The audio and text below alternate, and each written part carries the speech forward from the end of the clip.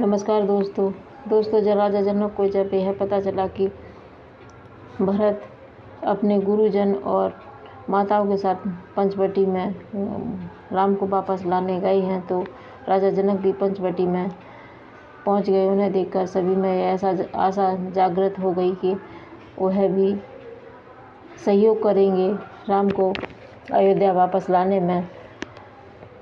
भरत ने राजा जनक से यह प्रार्थना की कि वह किसी भी तरह से राम को अयोध्या वापस ले जाने में उनका सहयोग करें। जब फैसला राजा जनक पर छोड़ा गया तो राजा जनक ने भरत की प्रेम को देखा तो उन्होंने कहा कि प्रेम का पल्ला भारी है, भरत का पल्ला भारी है। उनका निश्चल प्रेम, अपने भाई राम के प्रति निस्वार्थ प्रेम देखकर भरत का पल्ला हर तरह से भारी है। उनका प्रेम निश्चल है। निश्चल प्रेम के आगे भगवान को भी झुकना पड़ता है। परंतु राम धर्म और कर्तव्य का प्रतीक हैं। अब यह भक्त और भगवान को सोचना है कि किस तरह से भगवान अपने भक्त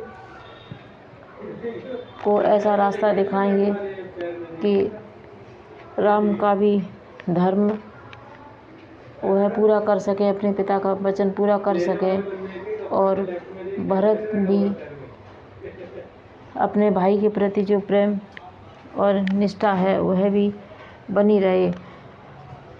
तो भरत ने राम के पास जाकर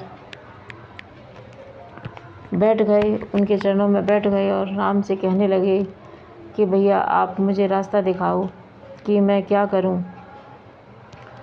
तो राम ने अपने भाई भरत को गले से लगाते हुए कहा कि जो तुम मुझे देने आए हो वो मुझे स्वीकार है, मुझे अयोध्या का राज्य स्वीकार है, परंतु 14 वर्ष तक मैं वह राज्य तुम्हें चलाने के लिए देता हूँ। 14 वर्ष के बाद जब मैं वापस आऊँगा तो मैं अयोध्या का कार्यभार संभाल लूँगा। 14 वर्ष तक अयोध्या का राज्य तुम्हें संभालना है।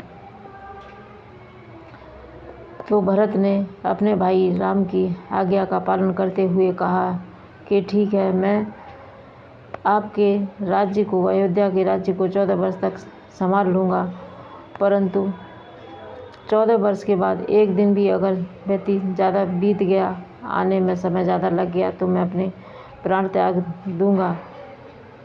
यह सुनकर वहाँ पर उपस्थित सभी के आंखों में आंसू आ गए। इस तरह यह प्रेम है भरत का अपने भाई राम के प्रति। भरत ने अयोध्या की राजगद्दी पर बैठने के लिए, उस पर विराजमान होने के लिए राम की चरण पादुका मांगी और कहा कि मैं उन चरण पादुका को आपकी जगह सिंहासन पर रख दूंगा और उनका आशीर्वाद लेकर प्रतिदिन अयोध्या का कार्यभार करूंगा। अयोध्या आपकी है और 14 वर्ष तक आपकी प्रतीक्षा में एक एक दिन बिताएगी।